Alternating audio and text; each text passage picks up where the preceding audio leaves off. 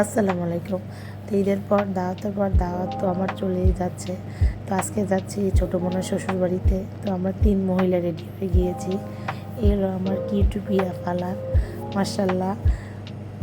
তো ওকে মাশাআল্লাহ বলতে কেউ ভুলবেন না আপনারা। তো এই তো আমরা রেডি হয়ে যাচ্ছি।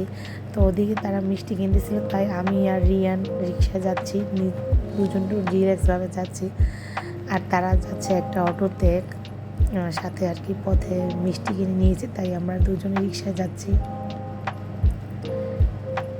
তো এরপর আমরা আর কি তো শ্বশুরবাড়ি চলে আসলাম।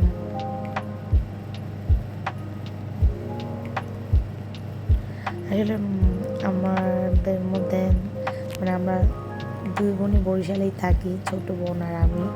আর বড় বোন ঢাকাতে থাকে, তাই দেখা যায় যে বড় বোনটাকে আসলে মাঝে মাঝে অনেক মিস করি। বিশেষ করে তখন বেশি মিস করি যখন কোনো প্রোগ্রাম হয়ে থাকে। আর আমার বড় বোনও আমাদের অনেক মিস করে, তাই যখনই ও বরিশাল থেকে যায় তখনই ও কান্না করে। আজকে ওর বিয়ার প্রায় 14 বছর হয়ে যাচ্ছে, বাট যখনই ও যায় তখনই মিস করে আমাদের এবং অনেক কান্নাকাটি করে।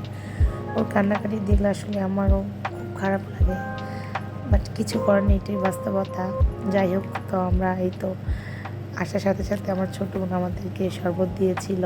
তো এটা ম্যাঙ্গো ফ্লেভারের ছিল, তাই আমার কাছে একটু ভালো লাগছে, অন্যরকম লাগছিল। আর বাইরে যে গরম দেখা যায়, শরবত যে ফ্লেভারই হোক না কেন একটা হলেই হলো, যেটাই খাবো সেটাই আর কি শান্তি লাগে। তো এরপর আমরা খাবার টেবিলে খাবার জন্য বসে পড়লাম। তো আজকে আর কি ফার্স্টে বসবো করে তো বসতে পারিনি। তো আগে ওদের খাওয়াই দিই, তারপর আর কি আমরা খাওয়া দাওয়া কমপ্লিট করলাম।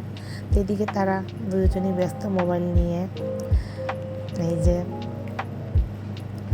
তো আজ এই পর্যন্ত ছিল আমার ভিডিও। ভালো লাগলে অবশ্যই লাইক করবেন এবং শেয়ার করবেন। আল্লাহ হাফেজ। ভালো থাকুন, সুস্থ থাকুন। আল্লাহ হাফেজ।